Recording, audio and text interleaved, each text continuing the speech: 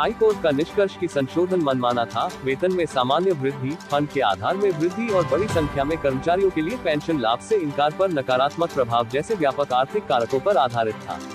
High court ने कहा था कि 15,000 मासिक आय बहुत कम सीमा थी, क्योंकि एक मैनुअल मजदूर को भी दैनिक मजदूरी के रूप में कम से कम 500 रुपये मिलेंगे। इसलिए हाई कोर्ट ने चिंता व्यक्त की कि 2014 के संशोधन से कई निम्न श्रेणी के श्रमिकों को पेंशन लाभ से वंचित कर दिया जाएगा। हालांकि सुप्रीम कोर्ट ने हाई कोर्ट द्वारा व्यक्त की गई चिंताओं को पूरी तरह से खारिज नहीं किया, लेकिन कहा कि इस तरह के विचार नीति के दायरे में है और न्यायिक समीक्षा के दायरे से बाहर है।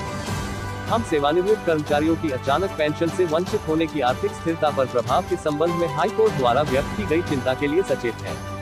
लेकिन इस तरह की व्यापक सामाजिक असमानताओं के आधार पर हमें नहीं लगता कि हमें एक विशेष तरीके से पेंशन योजना संचालित करने के लिए राज्य पर न्यायिक शक्ति के प्रयोग में आवश्यकता हो सकती है। ये कारक नीति निर्माताओं के लिए जांच और निर्धारित करने के लिए होंगे। हम केंद्र सरकार को एक विशेष फैशन में वैधानिक योजना तैयार करने के लिए निर्देश जारी नहीं कर सकते हैं। कर्मचारी द्वारा अतिरिक्त योगदान की शर्त अमान्य। योजना में विकल्प सदस्यों के लिए 1.16% की सीमा तक कर्मचारी के योगदान की आवश्यकता को अवैध माना गया था। यही कारण है कि मूल अधिनियम EPF अधिनियम 1952 में कर्मचारी पक्ष से योगदान की आवश्यकता नहीं है। 1952 के अधिनियम में ऐसा कुछ भी नहीं है जिसके लिए किसी कर्मचारी द्वारा पेंशन निधि के भुगतान की आवश्यकता हो। अधिनियम की धारा 6A में भी ऐसी कोई शर्त नहीं है। चूंकि अधिनियम में कर्मचारी द्वारा बने रहने के लिए किसी भी योगदान पर विचार नहीं किया गया है, इस योजना के तहत केंद्र सरकार स्वयं इस तरह की शर्त को अनिवार्य नहीं कर सकती है। विधायी संशोधन के बिना कर्मचारी पर ऐसी शर्त नहीं थोपी जा सकती। हालांकि केंद्र को विधायी संशोधनों का पता लगाने में सक्षम बनाने के लिए कोर्ट ने फैसले के इस हिस्से को 6 महीने की अवधि के लिए निलंबित कर दिया।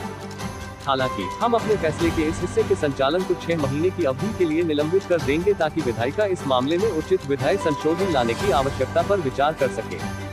उपरोक्त अवधि के लिए योजना यथावत जारी रहेगी। ऐसे समय तक यदि ऐसा कोई विधायी अभ्यास नहीं किया जाता है, तो वेतन का 1.16% योगदान करने का कर्तव्य विकल्प सदस्यों पर भी लागू होगा। इस योगदान को किसी भी संशोधन के आधार पर समायोजित किया जाएगा, जो 6 महीने की अवधि में लाया जा सकता है। हालांकि चुनने वाले कर्मचारियों को स्टॉप गैप उपाय के रूप में 1.16% योगदान का भुगतान करना होगा। यदि इस तरह के विस्तारित समय के भीतर कानून या योजना में कोई संशोधन नहीं किया जाता है, तो फंड के प्रशासकों को मौजूदा कोष में से विकल्प सदस्यों के लिए पेंशन का संचालन करना होगा। पेंशन योग्य वेतन की गणना के लिए आधार बदलने में कोई दोष नहीं। 2014 के संशोधन के अनुसार पेंशन योग्य वेतन की गणना कर्मचारी के बाहर निकलने से पहले 60 महीने की अवधि के औसत मासिक वेतन पर आधारित है। संशोधन से पहले यह अवधि बाहर निकलने से 12 महीने पहले थी। EPFO के अनुसार पेंशन की मात्रा निर्धारित करने के लिए पिछले 12 महीनों में आहरित वेतन